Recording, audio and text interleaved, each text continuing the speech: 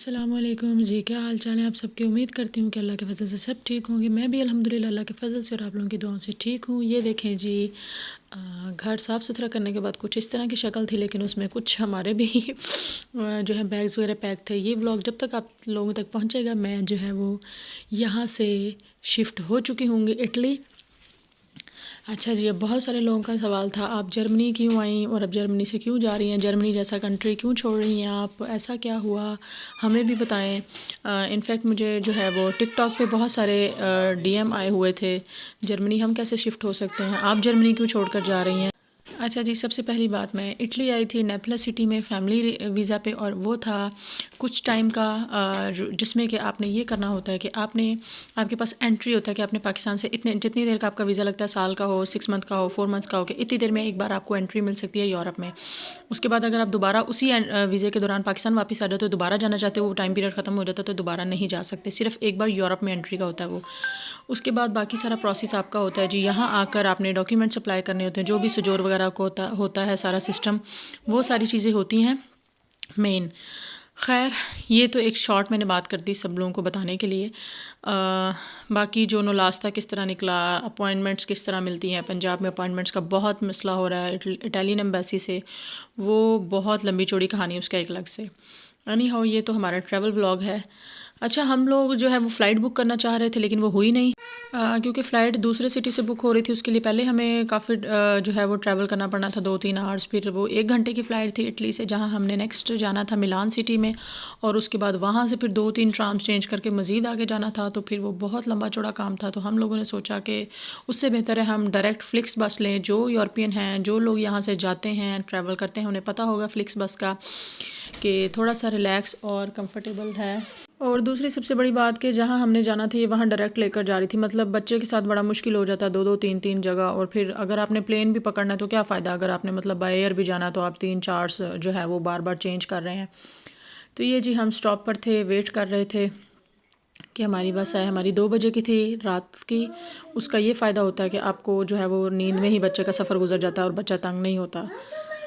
तो ये हम आ गए थे यहाँ पर, और ये हम अपने बस की तरफ जाते हुए, ये जो है जी हम जा रहे थे, साथ ही सारा सामान वगैरह था। ऑब्वियस है, जब आप एक जगह पे शिफ्ट हो रहे हो, पता नहीं अब कितने टाइम के लिए, ये कोई हमारा जो है वो हम वैसे नहीं जा रहे थे विज़िट के लिए, क्योंकि जर्मन में आई थी कि मेरे हस्बैंड का जर्मन में काम था, तो यहाँ पे हम रह सकते थे जब तक हमारा वीज़ा वैलिड था। अब चूँकि वीज़ा ख़त्म हो गया तो यहाँ से जाना पड़ना था। यहाँ पे बहुत ज़्यादा सख्तियाँ हैं, आप नहीं रह सकते विदाउट वीज़ा। और ये देखें जी, बस में इतनी ज़्यादा स्ट्रिक्टनेट होती है, अगर आपका वीज़ा वैलिड नहीं है तो वो आपको जो है बस में भी ट्रैवल नहीं करने देंगे। बाय एयर तो मुश्किल है ही है, आप बस में भी नहीं जा सकते। हमने उनको दिखाया कि जी अभी हमारा वीज़ा वैलिड है, तो फिर उन्होंने कहा ठीक है आप जाएँ, सारा सामान वगैरह जो है वो इसमें बुक हो जाता है। और दूसरा, जहाज़ में आप अगर डोमेस्टिक फ़्लाइट लेते हैं तो आपको एक्स्ट्रा पे करने पड़ते हैं सामान के, लेकिन चले वो भी कोई बात नहीं। लेकिन इतना लंबा सफ़र, और फिर अगर आपने प्लेन में जाना है और उसके लिए भी 2-3 चेंज करनी, वो मुश्किल हो जाता है। फ्लिक्स बस का ये है कि आपकी टिकट जो है वो अगर आप हफ्ता पहले बुक कर ले, रिज़र्व करवा लें सीट। हमने सीट रिज़र्व करवाई थी टेबल वाली, लेकिन वो हो नहीं सकी बार बार, हालांकि पैसे भी कटते गए बैंक से, लेकिन वो रिज़र्व नहीं। तो फिर हमें यही वाली सीट्स मिली, तो हमने कहा चलो यही ठीक है। इसमें भी आगे आपके पास छोटा सा टेबल लगा होता है, सारा कुछ होता है, तो वो थोड़ी लाइटें ऑफ हो गई थी तो इसलिए। तो ये देखें जी, ये सारा पूरा रास्ता है खूबसूरत तरीन। ये मैंने काफ़ी लेट बनाई, स्विट्ज़रलैंड में एंटर हो चुके थे, तो स्विट्ज़रलैंड की तो क्या ही बात है, स्विट्ज़रलैंड की जितनी खूबसूरती। स्विट्ज़रलैंड में बस का स्टे भी था ज़्यूरिच में, और जो लोग जानते हैं उन्हें पता होगा कि स्विट्ज़रलैंड का सबसे फेमस जो सिटी है वो ज़्यूरिच ही है, जो कि खूबसूरती में अपनी मिसाल आप है। और वो वैसे भी टूरिस्ट एरिया है, बहुत टूरिस्ट आते हैं, एक्सपेंसिव तरीन है वो। ऑब्वियस है, टूरिस्ट आते हैं तो फिर एक्सपेंसिव ही होगा वो। तो ये देखें जी, ये सीट पे मेरा बेटा बड़े मज़े से आराम कर रहा हुआ। हाँ, ये है कि आप जो है वो सीट एक्स्ट्रा बुक करा सकते हैं। ये इसके साथ ही ये जो है वो टेबल है, आप कोई भी कॉफ़ी नाश्ता जो भी खाना है वो खा सकते हैं। इसके बिल्कुल जो है साथ ही आपकी सीट के जो है वो वायर्स वगैरह के लिए होता है, मोबाइल चार्जिंग के लिए। वो नीचे ये देखें आपकी कोई एक्स्ट्रा चीज़ें रखने के लिए। और ये हम जो है अभी तक स्विट्ज़रलैंड ही घूम रहे थे, पता नहीं कौन सा एरिया, आइडिया नहीं मुझे। ज़्यूरिच में अभी स्टे आया नहीं था, लेकिन ज़्यूरिच भी काफ़ी बड़ा है, अभी घूमते घूमते इंसान थक जाता है। और स्विट्ज़रलैंड का वैसे तो पूरे यूरोप का वेदर जो है वो इसी तरह रहता है, धूप छाँव सा, धूप तो बहुत कम होती है, बारिशें ये वो, लेकिन स्विट्ज़रलैंड का मौसम बहुत खूबसूरत मतलब सूरज तो हमारे लिए एक बहुत बड़ी नेमत है ना, लेकिन यहाँ मतलब ऊपर पहाड़ों पर बर्फ़ है, नीचे सब्ज़ा है, एक तरफ सूरज की झलक आ रही है, ये देखें माशाल्लाह माशाल्लाह सुभान अल्लाह। और ये साथ ही बिल्कुल रेलवे ट्रैक और नीचे जो है वो दरिया जा रहा है, ऊपर पहाड़ों पर बर्फ़ है, मतलब इतनी खूबसूरती कि आप माशाल्लाह माशाल्लाह सुभान अल्लाह करते ना आपकी ज़ुबान नहीं थकती है। मतलब पाकिस्तान में भी बहुत खूबसूरती है, बहुत खूबसूरती। हमारे पाकिस्तान में उस तरह चीज़ें मेंटेन नहीं की होती हैं जिस तरह यहाँ पे मेंटेन है, तरक्की है, सब कुछ है, लेकिन अगर पाकिस्तान में भी इस तरह मेंटेन हो तो पाकिस्तान तो टूरिज़्म से इतना पैसा कमा सकता है, हमारी इकॉनमी तो स्ट्रॉन्ग हो सकती है। ये देखें जी, ये हमने ज़ुरिच में स्टॉप किया था तो वहाँ से कॉफ़ी ली। कॉफ़ी काफ़ी एक्सपेंसिव है यहाँ पे। यही कॉफ़ी जो है आप 3 से 4 यूरो की ले लेते हैं जर्मनी में, लेकिन यहाँ पे 10 यूरोज़ की थी, सिर्फ़ और सिर्फ टूरिस्ट की वजह से। कैपुचिनो कॉफ़ी और जो एस्प्रेसो या जो नॉर्मल कॉफ़ी होती है, ब्लैक कॉफ़ी जिसे हम अपनी ज़ुबान में कहते हैं, वो और ज़्यादा एक्सपेंसिव थी। ये देखिए जी, आगे हम आए तो इतनी ज़्यादा स्नोफॉल हो रही थी, बहुत ज़्यादा। मतलब पीछे सूरज था और खनकी थी हवा में, और मतलब वैसे बारिश नहीं थी। यहाँ पे बहुत बहुत ज़्यादा स्नोफॉल हो रही थी, हर चीज़ पे जो है ना वो सफ़ेदी छाई हुई थी। तो काश हमारे पाकिस्तान में चीज़ों को इसी तरह मेंटेन किया जाता। ऊपर जो है वो रेलवे ट्रैक था, यहाँ पे इतनी खूबसूरती से बादल उड़ते हुए।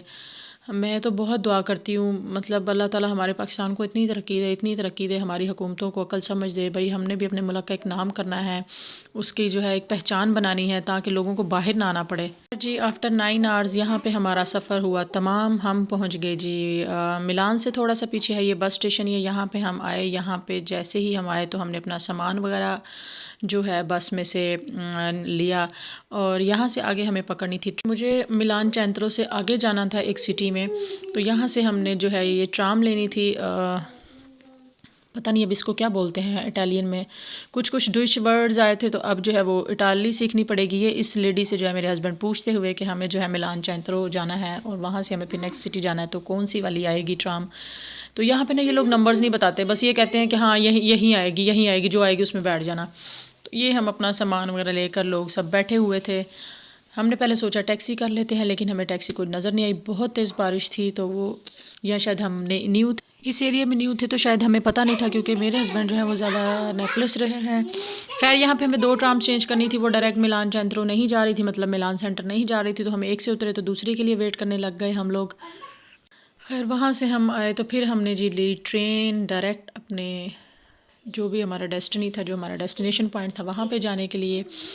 बिलीव मी ये बी क्लास ट्रेन है, इतनी खूबसूरत, इतनी साफ़। इटली की ट्रेन्स वैसे भी मशहूर हैं, रोमा ट्रेन्स के नाम से शायद, if I am not on mistake, बहुत फेमस। इतनी खूबसूरती, अगर ये बी क्लास है तो ए क्लास कैसी होगी। इतनी सफाई, इतनी सफाई।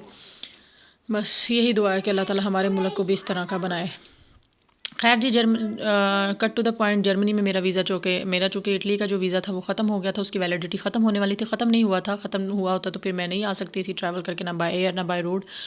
तो मुझे उस वीज़े के ख़त्म होने से पहले पहले पहुंचना था जी इटली, इसलिए मैं आ गई जहाँ पे मुझे आना था। मेरे डॉक्यूमेंट्स जो हैं वो नेपल्स सिटी में जो है अप्लाई हैं, लेकिन मैं अभी फ़िलहाल किसी और सिटी में आई हूँ। और ये जी वेरी नेक्स्ट डे का व्लॉग है। ये हम आ चुके हैं जिस सिटी में मुझे आना था, ये उसका नाम है, जो कि मैंने ज़ूम इन करके दिखाया। बहुत खूबसूरत सिटी, साफ़ सुथरा, किसी चीज़ का कोई डर नहीं। जिस तरह आपको नेपल्स में डर होता है चोरी चकारी का, अफ्रीकन्स का, यहाँ पे कोई डर नहीं। आप रात को निकलें, दिन में निकलें, मोबाइल चोरी का, पैसे चोरी का कोई भी कुछ नहीं कहेगा। ये ऐसे ही सेफ़ है जैसे कि जर्मनी। मैंने छोटा सा क्लिप किया था, हम बाहर निकले थे घूमने फिरने के लिए। अच्छा जी, ये व्लॉग अच्छा लगा हो तो लाइक कीजिएगा, कमेंट्स में ज़रूर बताइएगा। अगर किसी को कोई इन्फॉर्मेशन चाहिए हो रिगार्डिंग इटली।